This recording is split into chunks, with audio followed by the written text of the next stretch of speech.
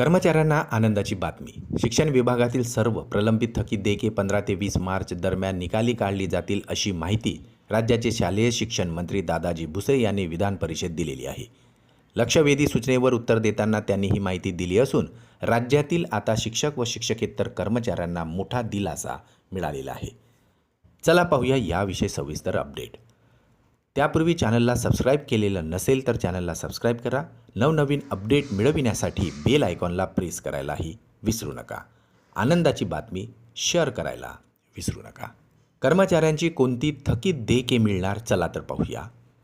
शिक्षण विभागातील नियमित वेतन, मंजूर अनुदान तसेच न्यायालयीन प्रकरणाशी संबंधित थकीत देयके प्रलंबित असल्याची माहिती देण्यात आली. 1 ते 6 वर्ष व 6 वर्षापेक्षा अधिक कालावधीची देयके स्वतंत्रपणे तपासली जात आहे. जिल्हानिहाय थकीत देयकांचा तपशील संकलित करण्यात आलेला असून त्यानुसार पुढील कार्यवाही सुरू आहे. जिल्हा, विभाग व राज्य स्तरावर टप्प्याटप्प्याने पडताळणी करून देयके मंजुरीसाठी पुढे पाठवली जात आहे. 15 ते 20 मार्च दरम्यान थकीत देयके मिळण्याची शक्यता. 15 ते 20 मार्च दरम्यान थकीत देयकांचा निपटारा होणार असल्याने राज्यातील हजारो शिक्षक व शिक्षकेतर कर्मचाऱ्यांना दिलासा मिळण्याची शक्यता आहे. डिजिटल प्रक्रियेमुळे लवकर थकीत देयकांचा प्रश्न संपणार असून अशी अपेक्षा व्यक्त केली जात आहे.